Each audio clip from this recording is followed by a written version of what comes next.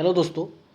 तो हम लोग फ्रांस की क्रांति को पढ़ रहे थे और फ्रांस की क्रांति में इससे पहले मैंने पार्ट 1 और पार्ट 2 दो वीडियो डाल चुका हूँ। इन दोनों वीडियो को अगर आप पहले नहीं देखे हैं, अगर जो देख लिया है तो कोई बात नहीं, जो नहीं देखा है उसको यह वीडियो तभी समझ में आएगा जब वो पार्ट 1 और पार्ट 2 को क्या करेंगे, पूरी वीडियो को बढ़िया से देखेंगे। ठीक है, तभी ये पार्ट 3 आपको समझ में आएगा। इसमें हम लोग फ्रांसीसी क्रांति को समझ रहे थे, फ्रांसीसी क्रांति का बैकग्राउंड समझ रहे थे, क्रांति होने से पहले क्या क्या घटना हुई है उन सब के बारे में जान रहे थे। यह क्रांति कब हुआ है? यह 1789 को हुआ है। ठीक है, फ्रांसीसी क्रांति। तो इसमें हम लोग कहाँ तक पढ़ चुके थे, एक बार इसको ओवरऑल रिकॉल करते हैं। ठीक है, ओवरऑल क्या करते हैं, उसको रिकॉल करते हैं, क्या क्या हम पिछले वीडियो में हम लोग पढ़ चुके हैं उसके बारे में जानते हैं।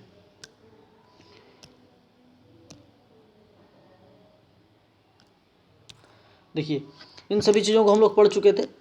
ये भी हो गया था, लिब्रे के बारे में पढ़ चुके थे, एस्टेट के बारे में पढ़ चुके थे, 90% किसान था वो हो गया था। लिब्रे, एस्टेट, पादरी वर्ग, टाइड और टाइल, ये सब के बारे में भी पढ़ चुके थे। ठीक है, टाइड क्या था? धार्मिक टैक्स था। टाइड क्या था? धार्मिक कर था। कौन लेता था? तो चर्च लेता था या पादरी लेता था। ठीक है, और टाइल को कौन लेता था? यह डायरेक्ट टैक्स था, टाइल सीधे राज्य को जाता था। ठीक है, एस्टेट डिवीज़न जो हुआ था 3 में, पहला में पादरी, दूसरा में कुलीन और तीसरा में अन्य लोग रहते थे। ठीक है, इसमें 90% वाला कहानी हुआ था, 10% टैक्स भी बढ़ेगा, इन सब के बारे में भी जाने थे, ये भी हो गया था। ठीक है, ये सब पढ़ चुके थे।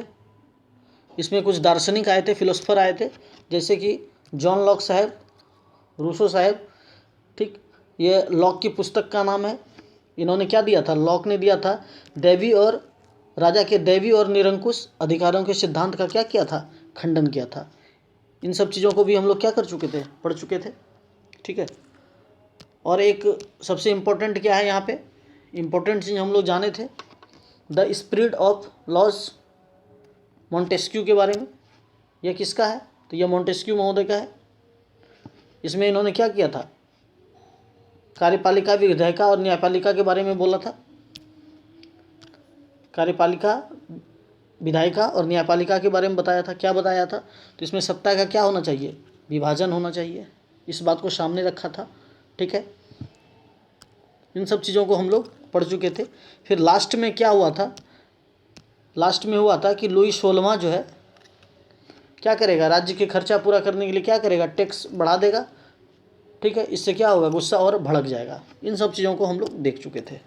ठीक है, प्राचीन राजतंत्र में अनुभवों का वृत्तांत, इसको एक बार देखते हैं क्या कहता है। ठीक है, आगे चलकर क्रांतिकारी राजनीति में सक्रिय होने वाले जॉर्ज दांतन ने अपनी पढ़ाई पूरी होने के बाद के समय को याद करते हुए सन 1793 में अपने एक मित्र को पत्र लिखा। जॉर्ज दांतन एक स्टूडेंट हैं जो अपनी पढ़ाई जब उसका पूरा हो गया तो 1793 में अपने एक मित्र को पत्र लिखा और वहाँ के बारे में चर्चा करता है। कहता है कि मैं प्लेसिस एक जगह है। ठीक है, और यह फॉफ डू प्लेसिस ये अफ्रीका वाला बैट्समैन नहीं है, रॉयल चैलेंजर्स बेंगलुरु का वो नहीं है। यह प्लेसिस एक जगह है कि आवासीय कॉलेज में था। यह बात कौन बोल रहा है? यह बोल रहे हैं जॉर्ज दांतन।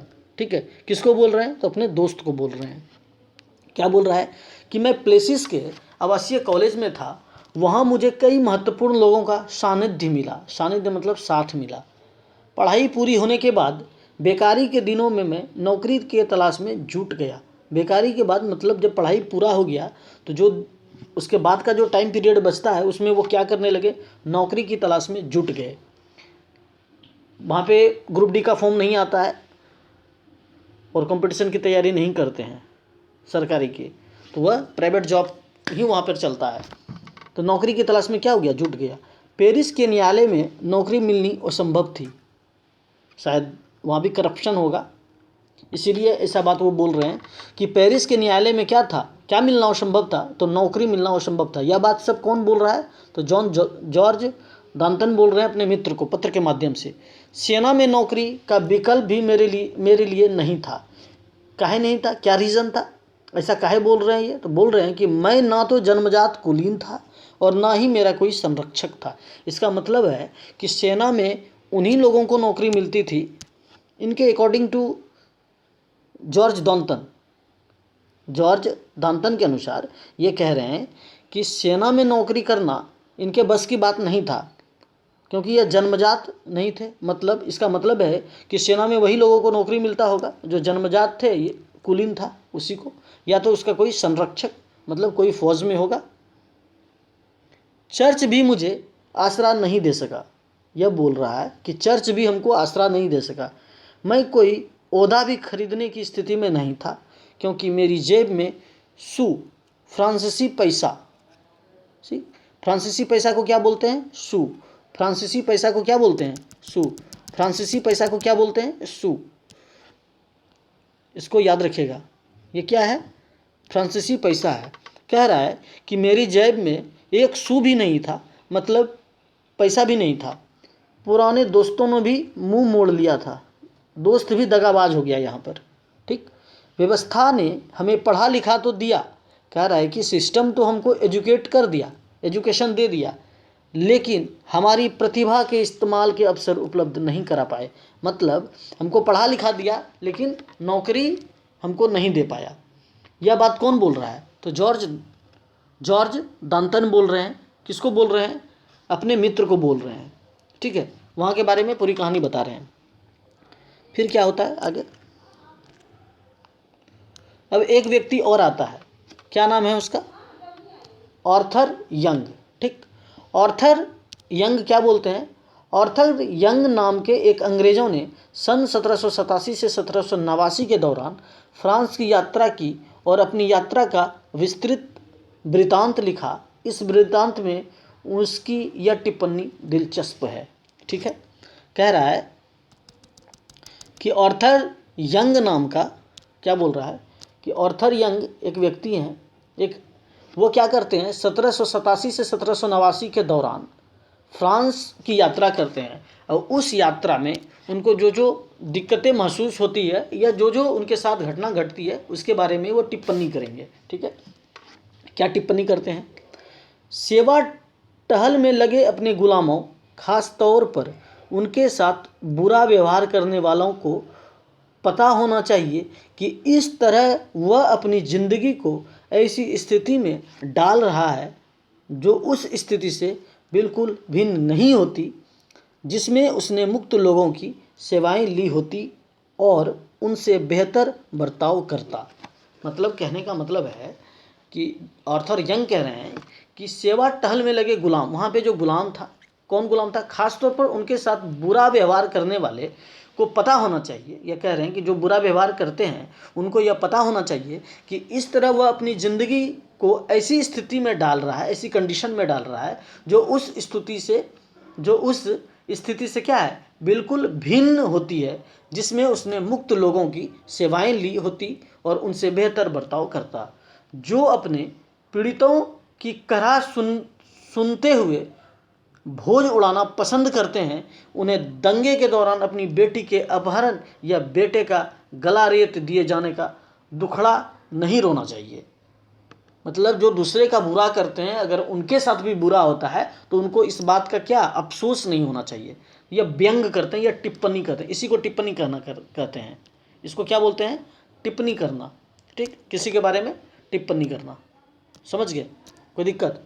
यह बात कौन बोल रहा है, आर्थर यंग। कब, 1787 से 1789 के दौरान फ्रांस की यात्रा कर रहा था, उसमें यह टिप्पणी देता है। ठीक है, यहाँ यंग संदेश देने की कोशिश कर रहा है। क्या संदेश देने की कोशिश कर रहा है, गुलामों से उनका आशय है, वह किसकी आलोचना कर रहा है, आलोचना कर रहे हैं। सन 1787 में उन्हें किन खतरों का आभास होता है, इन सभी के बारे में आपको पढ़कर लिखना है। ठीक है, तो चलिए अब शुरू करते हैं क्रांति। चलो अब क्रांति शुरू करते हैं, क्रांति की शुरुआत। ठीक, अभी तक हम लोगों ने क्रांति का बैकग्राउंड समझ रहा था। ठीक है, अब पढ़ेंगे क्रांति के बारे में। तो पिछले भाग में आप देख चुके हैं कि किन कारणों से लुई 16वां ने कर बढ़ाया। ये लुई 16वां कौन था? फ्रांस का किंग था। ठीक, तो ये बोल रहा है कि पिछले भाग में, कक्षा नहीं भाग में, आप लुई 16वां ने जो टैक्स को इंक्रीज किया, टैक्स को बढ़ाया, क्यों बढ़ाया, इसके बारे में आप पढ़ चुके हैं। क्या आप सोच सकते हैं कि उसने ऐसा कैसे किया होगा? ठीक, चलिए सोचिए। प्राचीन राजतंत्र के तहत फ्रांसीसी सम्राट अपनी मर्जी से कर नहीं लगा सकता था। मतलब है कि प्राचीन राजतंत्र में यह नियम था कि फ्रांस का जो सम्राट होगा वह अपनी मर्जी से क्या नहीं कर सकता, टैक्स को नहीं बढ़ा सकता। इसके लिए उसे स्टेट्स जनरल, प्रतिनिधि सभा की बैठक बुलाकर नए करों के अपने प्रस्ताव पर मंजूरी लेनी पड़ती थी। समझिए क्या बात है।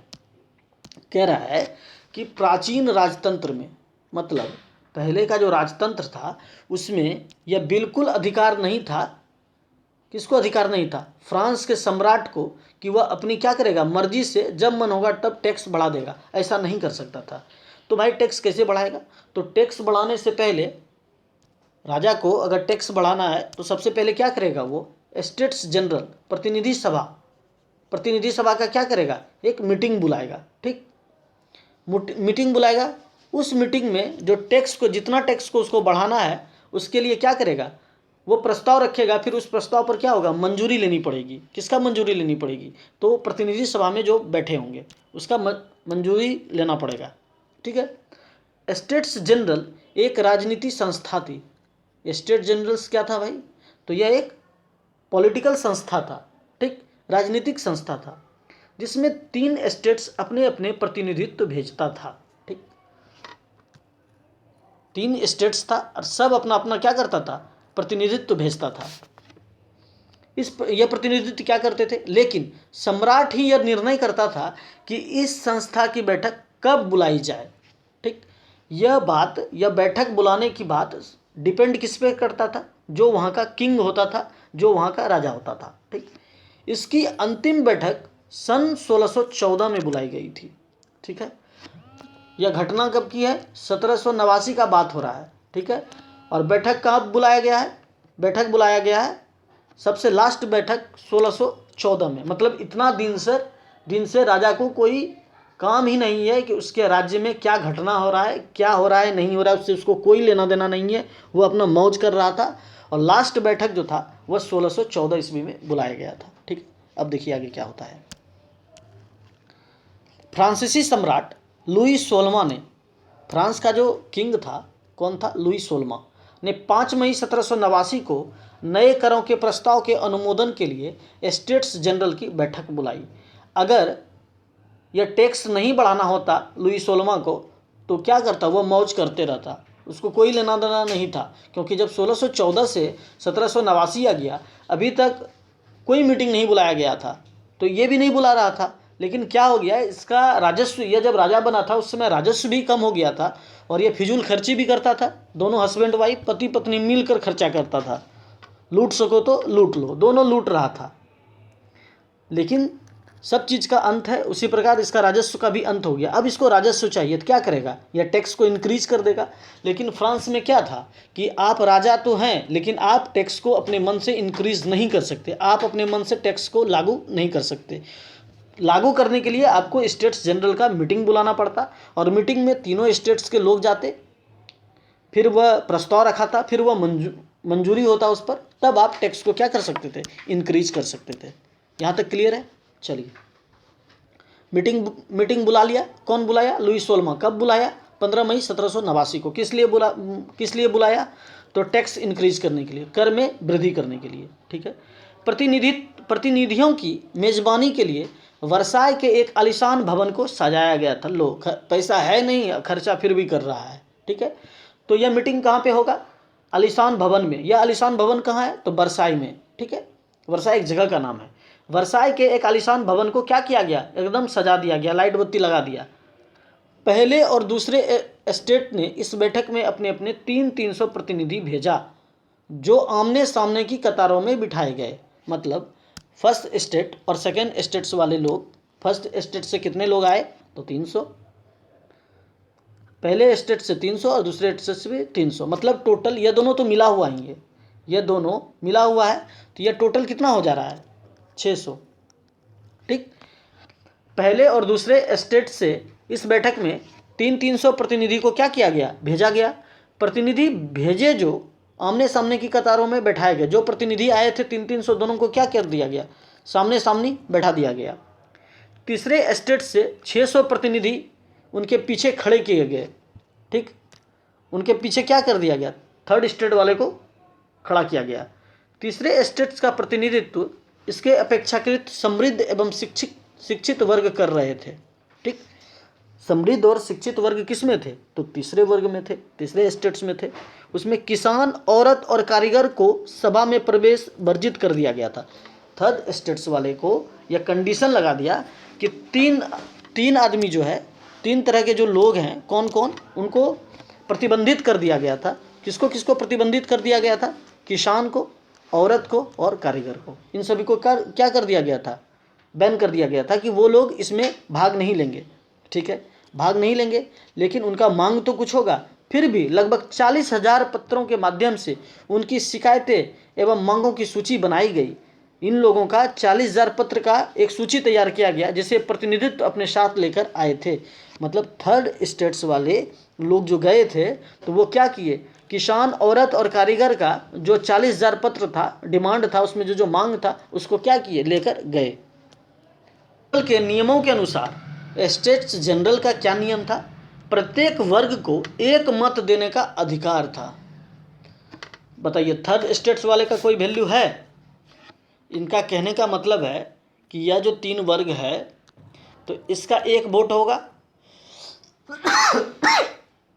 इसका भी एक वोट होगा और इसका भी एक वोट होगा, और यह दोनों क्या है, यह दोनों एक ही है, तो इसका टोटल वोट 2 हो जाता है और इसका टोटल वोट एक ही रहता है, तो यह हमेशा क्या हो जाता है, हार जाता है। तो यह क्या था, यह तो एक औपचारिकता ही था ना, इसको औपचारिकता ही कह सकते हैं। तो वही बात बोल रहा है,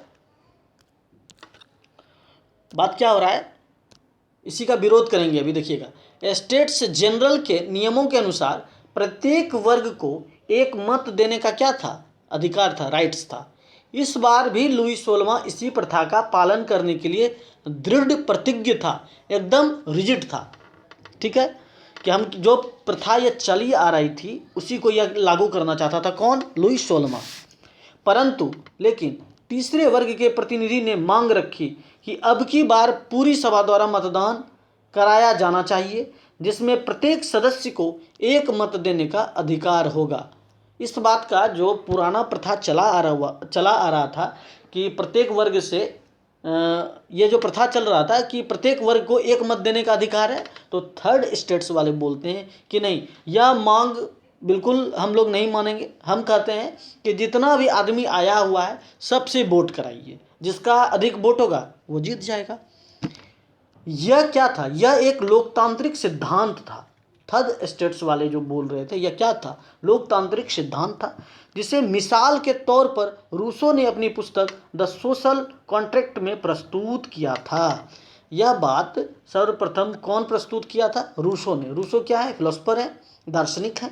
उनकी पुस्तक का क्या नाम है, द सोशल कॉन्ट्रैक्ट। इसी में यह बात का जिक्र किया था रूसो ने।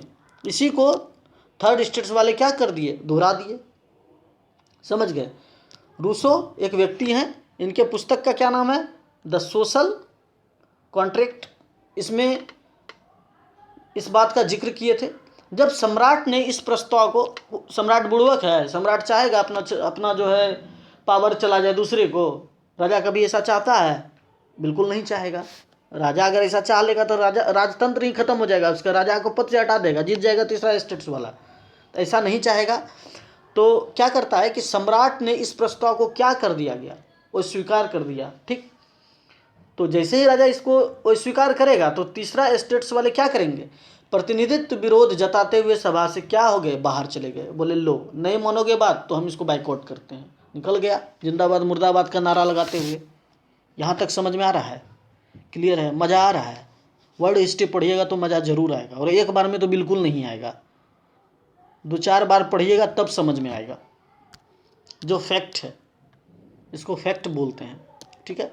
अब देखिए क्या होता है। अब प्रतिनिधि जो है तीसरा स्टेट्स वाला क्या होता है, वह बाहर चला जाता है। कहाँ से बाहर चला जाता है, तो सभा से बाहर चला जाता है। तीसरे स्टेट्स के प्रतिनिधि खुद को संपूर्ण फ्रांसीसी राष्ट्र का प्रवक्ता मानते थे। सबसे पहले जान उसी में आता है जो क्या होता है, बेजान होता है। सबसे पहले जान किस में आता है, जो बेजान रहता है उसी में सबसे पहले जान आता है, ठीक। तो कह रहा है कि तीसरे स्टेट्स के प्रतिनिधि खुद को संपूर्ण फ्रांसीसी राष्ट्र का प्रवक्ता मानते थे। संबित पात्रा और कन्हैया कुमार मानते थे। 20 जून को ये प्रतिनिधि वर्साय के इंडोर टेनिस कोर्ट में जमा हुए, ठीक। कब जमा हुए, तो 20 जून को। कहाँ जमा हुए, इंडोर टेनिस कोर्ट में जमा हुए। इंडोर टेनिस कोर्ट कहाँ है, तो वर्साय में है, ठीक। यहाँ तक क्लियर है, कोई दिक्कत। उन्होंने अपने आप को नेशनल असेंबली घोषित कर दिया। किसने, थर्ड स्टेट्स वाले ने अपने आप को नेशनल असेंबली ही घोषित कर दिया कि लो आज से हम ही नेशनल असेंबली हैं। और शपथ भी ले लिया, भीष्म प्रतिज्ञा कर लिया। प्रतिज्ञा नहीं करनी चाहिए, लेकिन यह प्रतिज्ञा कर लिया। क्या करोगे, बाज नहीं आ रहा है अपने से, कोई बात नहीं। क्या प्रतिज्ञा करता है भाई, तो जब तक सम्राट की शक्तियों को कम करने वाला संविधान तैयार नहीं किया जाएगा तब तक असेंबली भंग नहीं होगा। लो भाई, तीसरा स्टेट्स वाला बोलता है कि हम प्रतिज्ञा करते हैं कि जब तक राजा सम्राट का शक्ति, कौन राजा है इस समय, लुई 16वां का शक्ति कम करने वाला संविधान हम तैयार नहीं कर लेंगे तब तक असेंबली भंग नहीं होगा, ठीक है। देखिए, कोई भी आंदोलन होता है तो उसका नेता जरूर होता है। तो यहाँ भी इस आंदोलन का भी क्या है, नेता लोग हैं। कौन नेता हैं, देखिए उनका नेतृत्व मेराबियो और आबे सीए ने किया, ठीक। इन सभी चीज़ों का नेतृत्व कौन कर रहा है, मेराबियो और आबे सीए, यह नाम है, ठीक है। फ्रांस के व्यक्ति का नाम है। इसी तरह इस टाइप का नाम है। हमारे भारत का होता तो चंदन रघुनाथ तो फलना चिलना नाम रहता, वहाँ इसी तरह का नाम चलता है। जैसे हमारे यहाँ आंदोलन हो रहा था, सुभाष चंद्र बोस थे, महात्मा गांधी थे, चित्तरंजन दास थे, CF एंड्रयूज थे, राजा राम मोहन राय थे। कुछ दिन तक तो हमको CF एंड्रयूज विदेशीय लगता था। मिराबियो का जन्म कहाँ हुआ था, कुलीन परिवार में हुआ था। देखिए, विरोध करने वाला, सच बोलने वाला व्यक्ति कहीं ना कहीं जन्म जरूर लेता है। कुलीन परिवार को क्या था, कुलीन परिवार दूसरे नंबर पर आते थे। पादरी के बाद कौन आते थे, कुलीन परिवार। और कुलीन परिवार को क्या, कोई दिक्कत नहीं था, कोई समस्या नहीं था। लेकिन ये कुलीन परिवार के मिराबियो ही थर्ड स्टेट्स का क्या कर रहा था, नेतृत्व कर रहा था। गलत का आवाज़ उठाने वाला कोई अपना ही होता है। अगर आप गलत कीजिएगा तो आपके विरोध जाने वाला भी आपका अपना ही होगा। इतिहास है, गवाह है इसका। रावण का भी विरोध करने वाला उसका अपना ही भाई था, विभीषण। नहीं भैया आप गलत कर रहे हैं, आप गलत कर रहे हैं। अपना रहते हुए दूसरे का कैसे उठा के लेते आए, ये तो बिल्कुल गलत है। तो विरोध किया ना, इसीलिए विरोध करना चाहिए। जो गलत है, गलत का विरोध करना चाहिए। अगर आप गलत को गलत नहीं बोल सकते तो आप मानव नहीं, पशु हैं। चलिए आगे पढ़ते हैं।